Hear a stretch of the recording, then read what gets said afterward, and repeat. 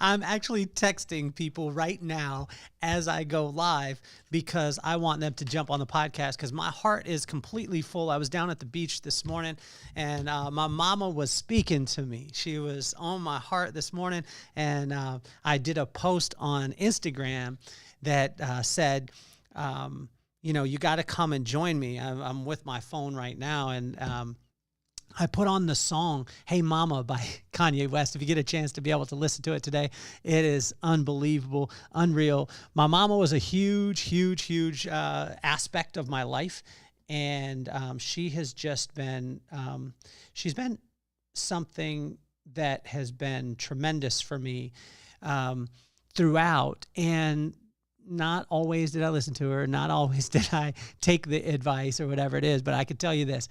If you have a mama and she's still on this earth, call her today. I don't care what type of situation you're in right now. I don't care what, if you've been fighting with her, you had some you've been at odds with her, whatever it is. Take it from a guy who does not have his mama with him every day physically. I have her with me spiritually, and I know that she's in my heart and she gets to spend time with me. But take it from a guy who, a lot of times is like, Mom, why are you saying this? Like these things that you're saying or these things that you're doing, I don't agree with it, whatever it is. And now I live my life at 49 years old, and I don't have my mom to call up and hear physically. I get a chance to be able to get, dive into the word and walk on the beach, and she's in my heart. She speaks to me, and she was so prominent this morning. My mom was so funny. Her and I laughed so much, growing up, but there was also tears. There was challenges that were, and probably one of the greatest lessons that she ever taught me in my entire life was when I messed up, because I messed up a lot. I made bad decisions. I remember I was in 4th grade at Los Padres Elementary School in Lompoc, California. And almost every single day I would get my name on the board. I'd get a check mark by it. Sometimes I get 2 check marks. Sometimes I get a pink slip, a yellow slip. I don't know all the colors of the rainbow. I used to get these slips that I had to bring home. And every single time that I screwed up, she would tell me the exact same thing. Now, as a very young kid, she didn't say this, but later on in life, she said this, and she summed it up in one word. And it was an action, too. And my mom, to preface it, my mom never said curse words. When I was growing up, she was always very adamant about being respectful, not having a potty mouth, as she called it. And she would always say, save it for fishing. Well, the day that she passed away, my brother and I flew into Longview, Texas to spend time with my pops. And the first thing that we did, which, my dad was in shambles. They were together for 50 years. And, my mom passed away suddenly. And we took my dad fishing. And when we took my dad fishing, we all looked at each other and we were like, how crazy is this? Mom was always saying, save it for fishing. So that day we dropped a bunch of F-bombs around each other. We had fun. We talked about her. We, thought about the incredible, impact that she had on us and that she had gone to a better place. And, not that brought her back or anything like that, but it helped us through that time. And, a thing that she would always say, though, to me, this woman who never wanted to curse, never talk, always was adamant about us not cursing, she would tell me when I screwed up, she would shrug her shoulders, lift her hands, and say, shit, maybe I wasn't supposed to be in that situation. And what she did was she helped me without telling me the whole story. She helped me to extend grace to the one person that I needed to give it to the most, which was myself. You see, it was so easy growing up to extend grace to family members, to my children as I had them, to my wife, to my friends, to my coworkers. Someone did me wrong. Okay, cool. No big deal. No worries. But I never took that stance with myself. And see, what my mom was telling me was, there's a one-word answer that'll help everything to be better and for you to walk light and to walk free. And that was simply to, when you screwed up, shrug your shoulders and say, shit. What could you shrug off today and say, shit, you messed up, you're going to mess up, or, you either messed up, you're coming out of a mess up, or you're just about to mess up. And imagine if you could just say, shit, and forgive yourself the same way that you forgive everybody else. So I want you to do what I wish I would have done every single day of my life, is listen to your mama. Call her today and tell her you love her no matter what situation you're in. So let's get this party started. Nothing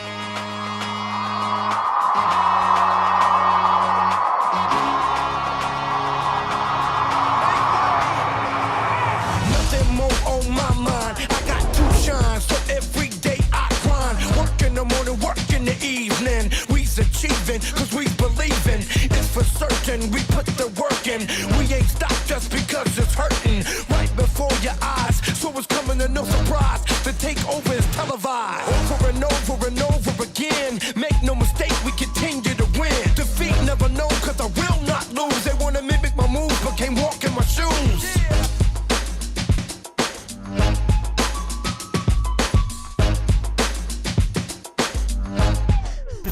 Huge shout out to my nephew, Cameron Chase. You're incredible, man. Started his senior year. It's his birthday today. The guy is absolutely phenomenal. I'm proud of you, man. And he started in track. This guy is a gangster. Honestly, like, he just gets out there. I watched him at a track meet. He just gets out there. He wasn't trying to warm up, wasn't trying to stretch, wasn't trying to do nothing, but he just got that type of talent that he goes and he just competes at a super high level. And he's just such an incredible kid. I love you. I'm proud of you. You're incredible, Cam. And I hope you have a phenomenal day. I got to talk about my boy Roy too. My boy Roy has the High Fives Foundation. It's an accessible option to get individuals back into outdoor sports and recreation after a life-changing industry. Visit his website at highfivesfoundation.org to learn more. And honestly, if you get a chance to be able to learn more about Roy Tuscany, I just texted him this morning. He's on my text chain. He is an unbelievable human being. Well, when I sat down today at the beach and I was reading the corresponding proverb for the corresponding day, and if you're tuning in for the first time, we do a couple different shows on the podcast. So we think about it like a TV station, not just like a specific podcast. We have Inchstones, which you're listening to today. Inchstones are the little tiny things in life that you can put in line. And when you pile up a bunch of inchstones, it becomes a milestone. When we focus on the milestone, a lot of times we become overwhelmed. When we focus on the inchstone, we can have those celebrations. We can have those victories, those little tiny victories. And when you pile them up, they become the milestones in life. And so we do that. We do it through studying 3,000-year-old wisdom. I've got the corresponding proverb for the corresponding day. We also have a show that is You Have to Meet My Friends, where I go live and I call my friends randomly. And then I have a show that's an interview show that I interview some of the most iconic people in the world. And I just had on the godfather of legal marketing. This guy is unbelievable. Since 1979, he was one of the first people to do commercials for lawyers. And, when the law passed during that time, I mean, he's literally on the forefront of it, and he is an absolute genius. Check him out. His name is Harlan Schillinger. Amazing. I mean, anywhere from Eddie George to John Gordon to some of the greatest thought leaders, the general manager of the Tennessee Titans, the vice president of sports medicine and performance of the Kansas City Chiefs. That means that he trains Patrick Mahomes on a day-to-day basis. Travis Kelce, he's on the podcast, so check it out. I thank you guys for being here. So Proverbs 15 really jumped off the page for me today. I've read it many, many times over the last 30 years, and it never read the way that it read today. And I encourage you, read Proverbs 15 today. No matter where you could get it on a little Bible app or whatever it is. But again, for me, it's not reading from a spiritual sense, just a spiritual sense. It's reading from a practical sense. And there's wisdom will transcend everything else. So what is wisdom? It's the right use of knowledge. Where do we get wisdom? It's from the fear of God. How do we fear God? It's just respect. That's what the word meant in the context, was respect. And so how do we respect him? We just spend time with him, see his words and his actions. They coincide and they're congruent. Once that happens, we gain respect. We gain respect for God. He gives us wisdom, which is the right use of knowledge. Then he'll bring knowledge in. Then he'll bring understanding. Then he'll bring insight. Then he'll bring discretion and bring discipline and bring strength. And that'll lead us right back to the fear or respect of God. So it read different today, because the craziest thing about grace that my mom was saying, like she was teaching me about grace and telling me shit. Like, just when you messed up, just shrug your shoulders, lift your hands, try it right now, and just repeat after me. Shit, maybe that was supposed to happen. This was probably one of the hardest things to be able to accept, and it was the easiest thing for me to give to other people. I mean, I just had it happen the other day. A person had an appointment with me. They couldn't make it, and I just said, no worries at all right now. But a lot of times when I screw up, then I'll beat on myself, and I found these things like in 4th grade, 5th grade, 6th grade, 7th grade, 15 years old, 20 years old, 21 years old, wherever, that I did, and I still hold on to it, and I still beat myself up. Oh, wow, you coulda, you shoulda, you woulda. What my mom was saying is just, shit, like, give that grace. And in Proverbs 15, it's amazing because the way that it read today was that it was as if God was speaking to me on how to treat myself, not to go out and I had to do all these things, but it was like, if you were your own kid, how would you treat you? Well, most likely I'd have grace. I have to have a lot of grace because I have a little puppy. His name is Ziggy. And Ziggy's been pooping on the floor. He's been peeing on the floor. He's been biting things. And I'm like, oh, Ziggy, no, bad boy. And, you have your little puppy talk. But I have grace. Love on the little guy. He's so cute. But imagine if I treated myself, or imagine if you treated yourself as that little puppy. When you poop on the floor, when you pee on the floor, when you have a bad day, when you say something silly, that you could shrug your shoulders and just say, shit. Imagine this, like in Proverbs 15, in verse 1, 2, 4, and 7, it was just talking about speaking life always. And what is speaking life? It's using someone's name and then telling them something specific that they did. We do this in our men's group. If you haven't been to our men's group, it's in Carlsbad. It's Tuesday mornings, 7:30 to 8:30. I encourage you to come. It is unbelievable, and it's earth-shattering what happens with these men. And we lift each other up. We build each other as men. We build each other as husbands, and we build each other as fathers. And we do it steeped in the word and making sure that we go back to wisdom. And what does the word say? And what the one who created us, how did he create us to be? And that's what we want to be able to do. And so we start it with speaking life. And it's not just this fluffy kind of, encouraging someone, the ROI is ridiculous. But the reason why I did it is because I built a multi-million-dollar company all across the country with no business degree. We built salons all over the country, and we did it based off the premise of speaking life. Recognizing somebody, saying their name, saying, Judy, I want to tell you about this specific thing that you did this week that absolutely inspired me, and I want to thank you for it. That will change a culture. And so we used to do this every single Tuesday in our meetings in our company, and then I transferred it into our men's group, and now I do it all over the country and the world when I go in to deliver a keynote, and at a company, a corporation, or a conference, and I have people simply speak life to each other. And when this happens, it changes everything. So that first one is just speak life always, always. It's like my mama would say, if you don't have something nice to say, don't say anything at all. But I tell you this, say something specific. Say something as specific as humanly possible and watch it change the way that people work. Now, my wife just texted me, so I got to make sure that I see what she's doing. So this speaking life part, guys, try it today. Do it through a text, email, but try it through a call or even a video call or whatever it is, and try and speak life to someone, but make sure that it's as specific as possible. This is the one that doesn't work. Hey, Judy, you're always cool. It doesn't mean anything at all. It doesn't hit. It doesn't, as my son would say, it does not slap at all. And so what you'll want to do is make sure that you're as specific as humanly possible. In verse 3, 25, 26, and 32, and it was 4 verses that hit on this, and this I believe that this was a big one, is he said, stop abusing my child or God's child. And then in parentheses, it just said you. Because how many times throughout the day do we abuse ourselves because of something we did that we would give grace to somebody else? And I want you to stop right now and think about, what have you done in the last couple of weeks, or even in the last day or the last couple of hours, I did a couple of things. And I told you on the podcast yesterday, I was an idiot with my son. I told him to rub some dirt on it. He had a sprained ankle, and I was an idiot. And then with my daughter, I messed up also. But shrug your shoulders, give yourself the grace, and then move on and walk free, walk light, because that light that you walk, like when you walk without things heavy on your shoulders, you're going to be able to bless somebody else that's coming. But if you're carrying the weight, that stress, all those things, the only reason why we have stress in our life is because we're carrying things we're not designed to carry.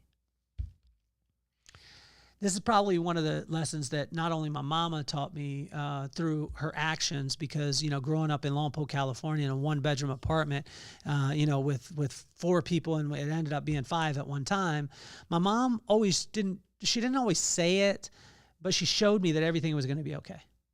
Everything was going to be okay. Like, it was all going to work out. And then I married a woman who tells me every single day, everything's going to be okay. Everything's going to work out. And I had a boss and a mentor in John Paul DeJoria for 30 years, working with Paul Mitchell and traveling all over the country and all over the world, speaking for his company.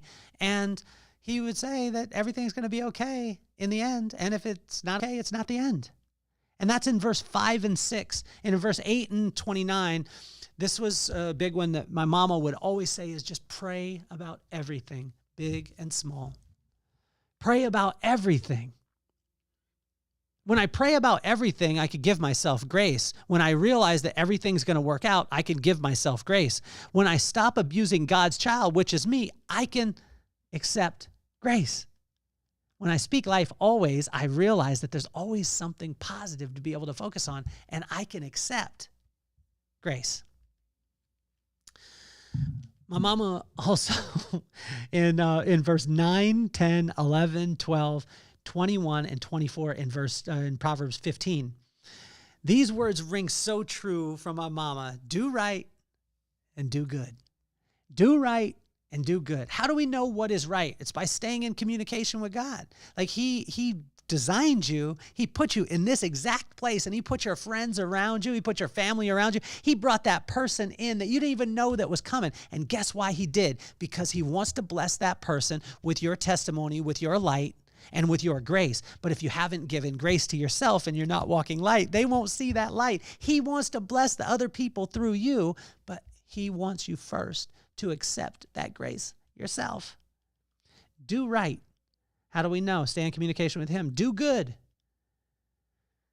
You'll never have any negative effects of doing something good for people. And it reiterated in verse 9, 10, 11, 12, 21, and 24. I mean, that is 6 verses in Proverbs 15 that hit on doing right and doing good.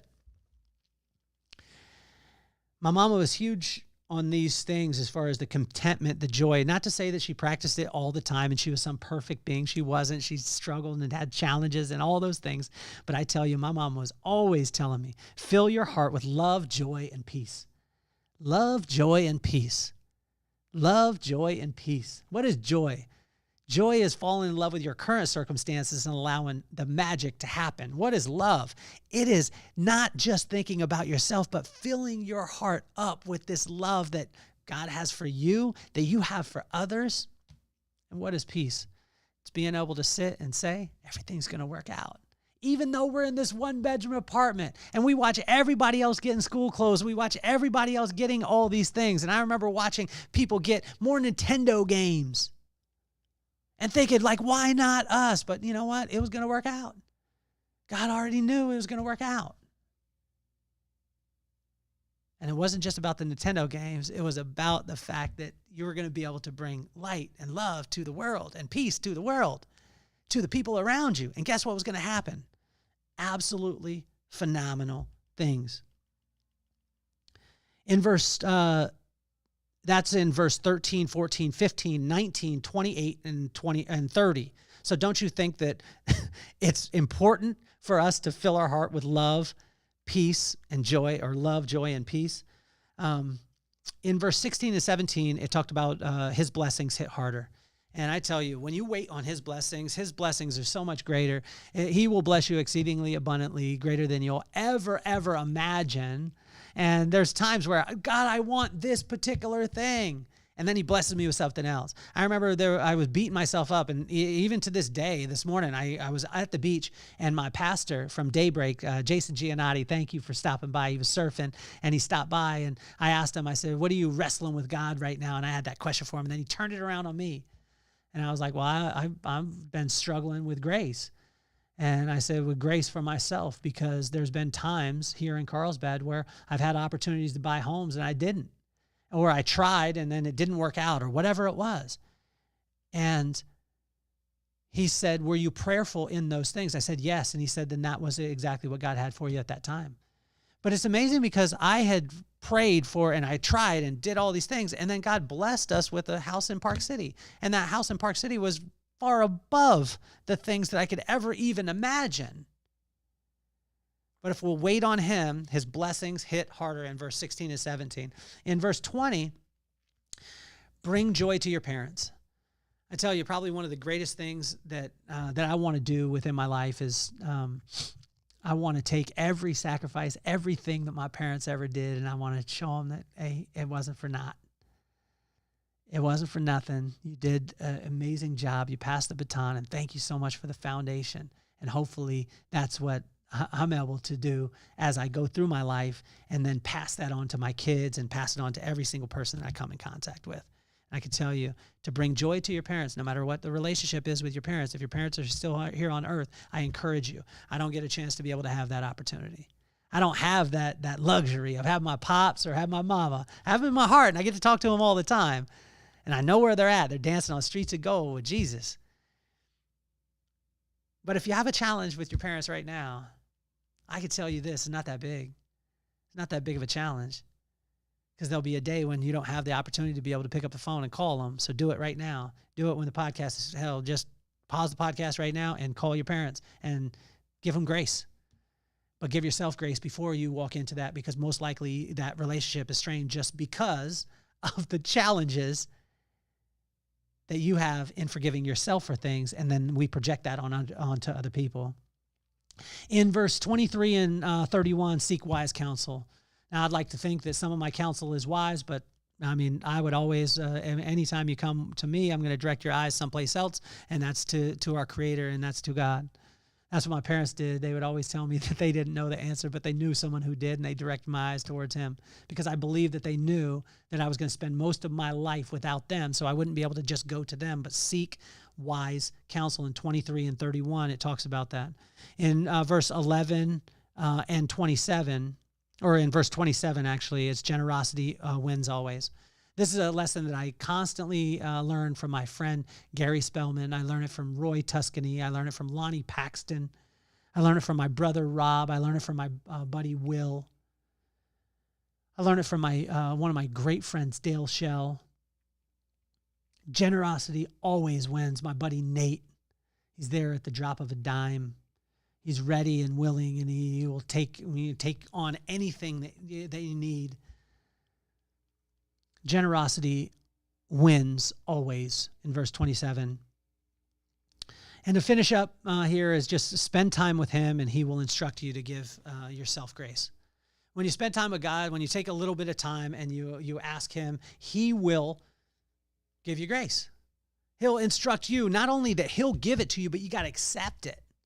And the way to be able to accept it, I go back to it, right? So my mom, she always said that you needed Jesus with skin at times. You needed somebody who was going to personify that and show you that type of love, show you that type of peace, show you that type of grace within your life. And she showed me, not to say that I said that she was Jesus or that I worshiped her, but she showed me what grace was and how to be able to give it to myself in a simple word. And that was to shrug my shoulders, hold my hands up, and just say, shit. And then walk light, walk free, and full of that grace that I accepted first for me. And when you do that, you'll be such an incredible blessing to every single person that you come in contact with. Listen to your mama. Actually, those were words from my mama. And I want to tell you, Mom, I love you. I miss you. I know you're in a place where there's no pain and there's all joy and you're having a good time. But your son loves you, misses you, And I thank you for everything that you gave me. I want to show you guys something.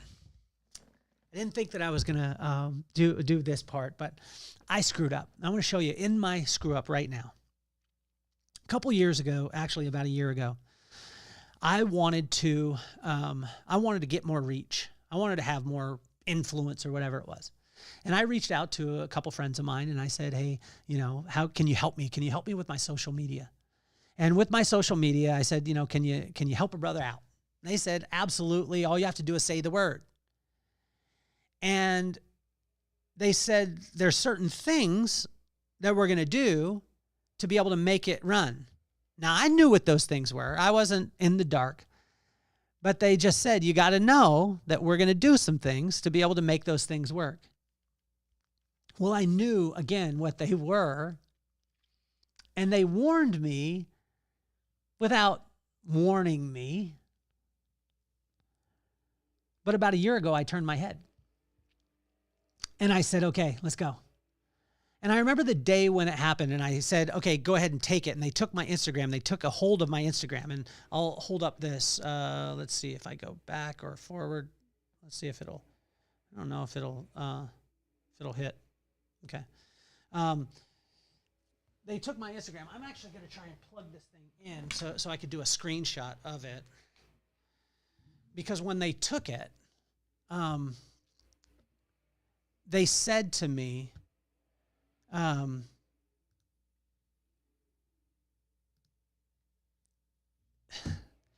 we're going to do some stuff that maybe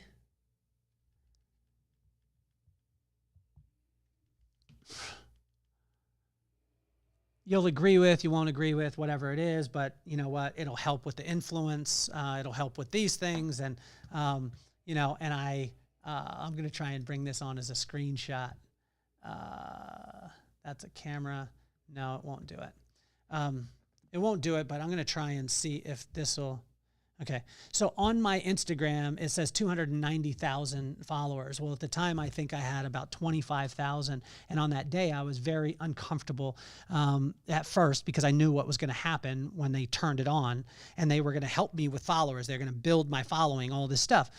And I watched it, and I remember the first 50,000 hit. So I went from 25,000 to 75,000. And I was like, oh my gosh, this is a little bit uncomfortable, but I already made the decision and I'll go through with it. And as the day went on, it went to 75, it went to 80, it went to 90. And after a couple of days, right now I have 290,000 followers on Instagram. And for the first couple of days, it really weighed on my heart. And then after the couple of days, I was like, well, I already did it. So I'm going to move through it. I'm going to continue on. And what I found was it was easier to get podcasts. It was easier to be able to get a guest on because they would look on my profile, see that I had, 290, 300,000, followers. And I'll show you as it gets closer. There we go. If I turn it slightly. But the challenge was it was still in my heart. Like I knew that this thing, it was tough. And I remember it was tough the first time that my brother called me and said, yo, man, that's crazy. Your Instagram blew up. And I was like, actually, I had some friends and they helped me out and we did this. So what I want to show you in this is for a long time, I've been struggling with it because, again, I got Eddie George. I'm a huge Tennessee Titans fan and I got Eddie George on the podcast. Most likely because for 3.5 years, I reached out to him and then I had turned on this with my Instagram and got a bunch of followers. And then he looked at my Instagram and after 3.5 years, this is what I think at least, or it could have been that I went after him for 3.5 years and messaged him almost every single week. But it created this third party credibility when people looked at it and they said, oh my gosh, he must be doing something because he has that many followers. So I'll listen to him. Well, that started to feel good and it's felt good up until now. And in the last couple of weeks, I've started to think this doesn't feel too good anymore. It hasn't felt good. And so what I wanted to show you today is I want to click on this and then it says 233,300 or 233,286 followers are flagged for a review.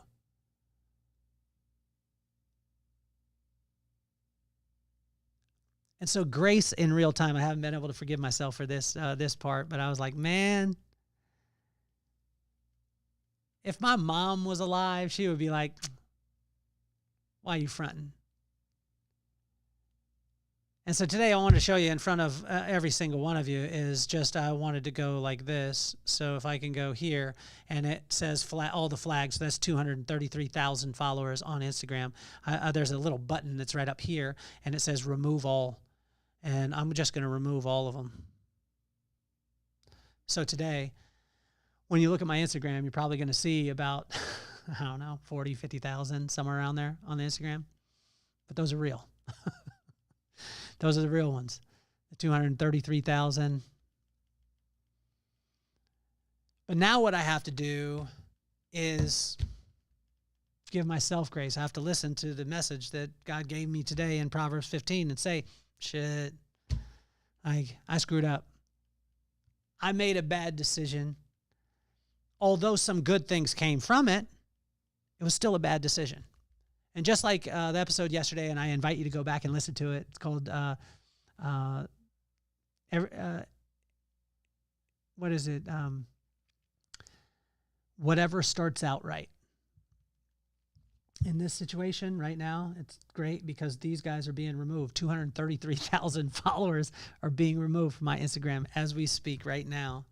And I'm excited about it. I feel free in it.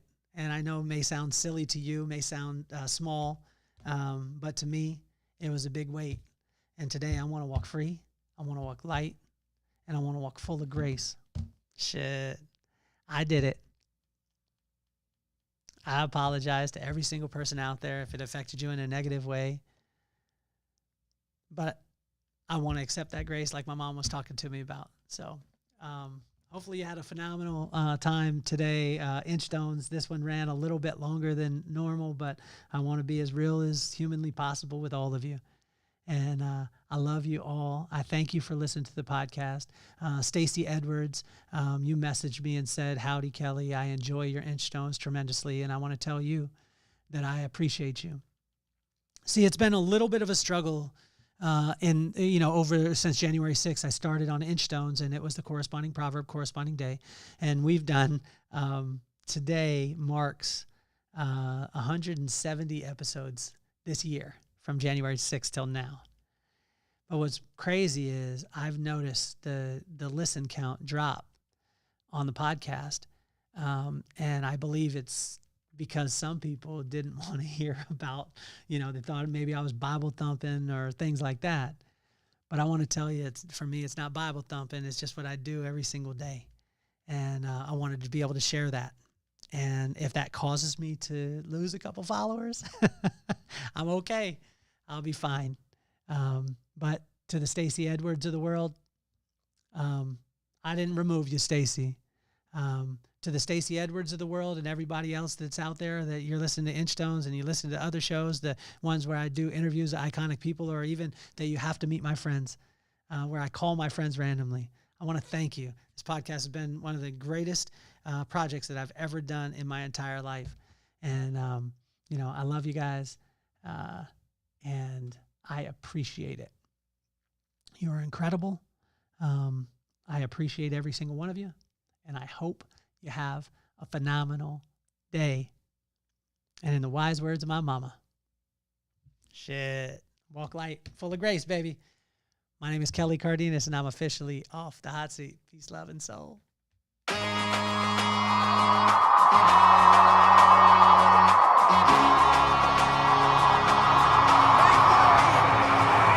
Nothing more on my mind. I got to shine, so every day I grind. Work in the morning, work in the evening. We's achieving, cause we believing. It's for certain, we put the work in.